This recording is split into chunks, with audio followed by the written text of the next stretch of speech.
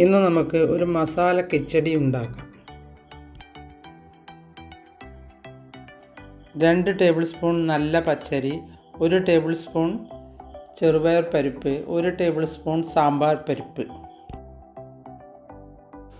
ഇത് ഹെൽത്തിയായ ഒരു കിച്ചടിയാണ്. പിന്നെ ഞാനെടുത്തത് ഈ പ്ലേറ്റിൽ കാണുന്ന സാധനങ്ങളാണ്.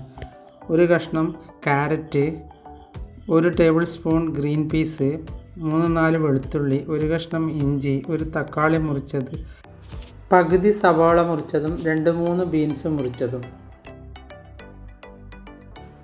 ഒരു പാനിലേക്ക് 1 ടേബിൾ സ്പൂൺ പശുവെണ്ണ ഒഴിച്ചു കൊടുത്ത് 1 നുള്ളി ജീരകവും 2 നുള്ളി കായപ്പൊടിയും 2 നുള്ളി കസ്തൂരി മേത്തിയും ഇട്ട് ജീരകം ഒന്ന് പൊട്ടിച്ചെടുക്കാം. പശുവിൻ നെയ്യ് ഇഷ്ടപ്പെടാത്തവരാണെങ്കിൽ വെളിച്ചെണ്ണ എടുത്താൽ മതി. പക്ഷേ പശുവിൻ നെയ്യിനാണ് നല്ല സ്വാദുണ്ടാവുക.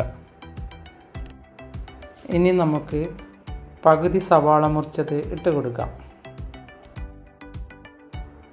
3-4 വെളുത്തുള്ളിയും 1 കഷ്ണം ഇഞ്ചിയും കൂടി ഒന്ന് നല്ലതുപോലെ ചതച്ചിട്ട് വഴറ്റിയെടുക്കാം.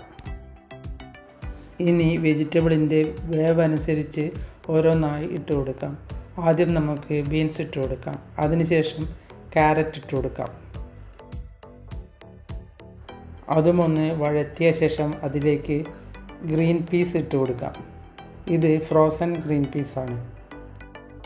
അതുമൊന്ന് നല്ലതുപോലെ വഴറ്റിയ ശേഷം തക്കാളി ഇട്ട് കൊടുക്കാം. തക്കാളി ഒന്ന് നല്ലതുപോലെ വഴറ്റിയ ശേഷം അതിലേക്ക് 2 നുള്ളി മഞ്ഞൾപ്പൊടി ഇട്ട് കൊടുക്കാം. 1/4 ടീസ്പൂൺ മുളക് പൊടി ഇട്ട് കൊടുക്കാം. 1/2 ടീസ്പൂൺ മല്ലിപ്പൊടി ഇട്ട് കൊടുക്കാം. 1/2 ടീസ്പൂൺ ഗരം മസാലപ്പൊടി ഇട്ട് കൊടുക്കാം.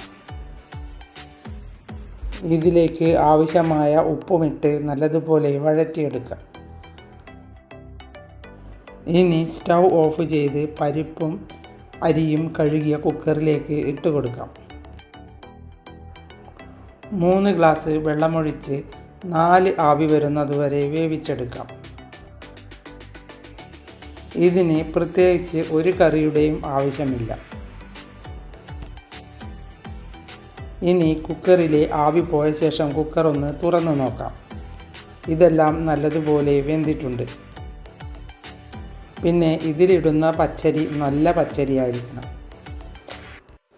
ഇവിടെ ഞാൻ എടുത്തത് നല്ല ഉണക്കലരിയാണ്.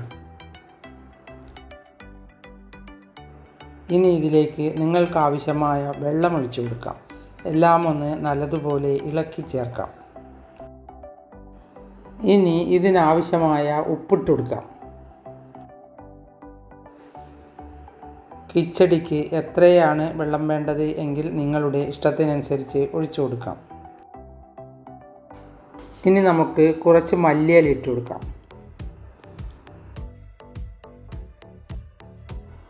ഇത് ഹെൽത്തിയായ കഞ്ഞി ആയതുകൊണ്ട് നിങ്ങളൊന്ന് തീർച്ചയായും ഇത് ഉണ്ടാക്കി നോക്കണം. ഇനി 1 ടീസ്പൂൺ പശുവിൻ നെയ്യ് ഒഴിച്ച് 2 നുള്ളി കടുകും 2 നുള്ളി കായപ്പൊടിയും വറ്റൽമുളകും കറിവേപ്പിലയും ഇട്ട് നമുക്കിത് വറുത്തിട്ട് ഇതിലേക്ക് ഒഴിച്ചു കൊടുക്കാം. എല്ലാം ഒന്ന് ഇളക്കി ചേർക്കാം. എൻ്റെ വീഡിയോ ഇഷ്ടപ്പെട്ടുവെങ്കിൽ ലൈക്ക് ചെയ്യാനും സബ്സ്ക്രൈബ് ചെയ്യാനും ഷെയർ ചെയ്യാനും മറക്കരുത്.